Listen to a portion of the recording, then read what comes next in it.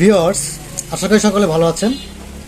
তো গত 12 তারিখে আপনাদের একজন রোগীর কথা বলেছিলাম যে যশোর থেকে আসছিল। তো আজকে সেই রোগী আবার আমার চেম্বারে আসছে। তো রোগীর মুখ থেকে আজকে আমরা শুনব যে সে যশোর থেকে কেন আমার চেম্বারে আসলো। তো অনেকে আমাকে এই যশোর থেকে রোগী আসার ব্যাপারে অনেকে প্রশ্ন করেছে যে কেন আসলো ডাক্তার। অবশ্যই এই রোগীর সাক্ষাৎকার আমাদের দেখাবেন। তো আজকে সেই সৌভাগ্যবান আপনারা যে রোগীর সাক্ষাৎকার দিয়েছে। তো আসুন রোগীর মুখেই তার সম্পর্কে, রোগ সম্পর্কে জানবো এবং সে যশোর থেকে কোন মাধ্যমে কিভাবে সে আমার এখানে আসলো। তো আসুন আমরা আর ভিডিও না বাড়িয়ে আমরা রোগীর কাছে সরাসরি চলে যাই। ভালো আছেন তাই না? হ্যাঁ, ভালো আছি। তারপর আপনার ঠিকানা কোথায়? আমার ঠিকানা কোটালীপাড়া। কোটালীপাড়া।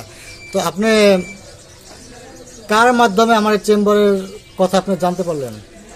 আমার মেয়েটা অনেক দিন ভুগছে, কানের মধ্যে বিস্ফোটের মতন হতো।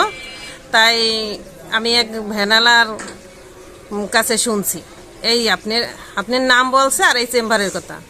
তারপর আমি এই ভ্যানালার কাছে শুই না এই জায়গায় আসছি। কিন্তু এর আগে আমি অনেক ডাক্তার দেখাইছি আমার মেয়েরে, প্রায় বছরখানিক। দুই কানেই হইতো, এক কানেরটা ভালো হইতো আর এক কানেই হইতো।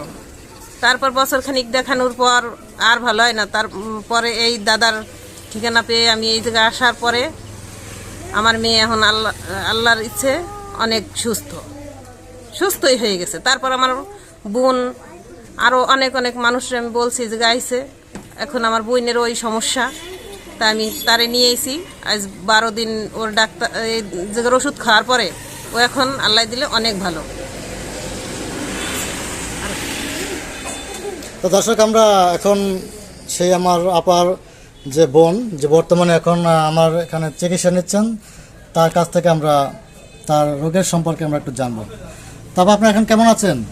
আলহামদুলিল্লাহ ভালো আছেন। হ্যাঁ, তা আপনি কিভাবে আসলেন আমার এখানে? আমার বড় বোনের কাছ থেকে খবর পেয়ে আসলাম যে আমার ভাগ্নিরে দেখাইছে এখানে। দেখানোর পরে আলহামদুলিল্লাহ সে এখন অনেক সুস্থ। তারপরেই আমার বড় বোন বলল যে দাদার কাছে আসো, এখানে দেখাইলে তুমিও সুস্থ হবা। আমি যশোরে অনেক ডাক্তারই দেখাইছি, হোমিওপ্যাথি দেখাইছি, এলোপ্যাথি দেখাইছি, কোনোখানেই আমি সুস্থ হই নাই।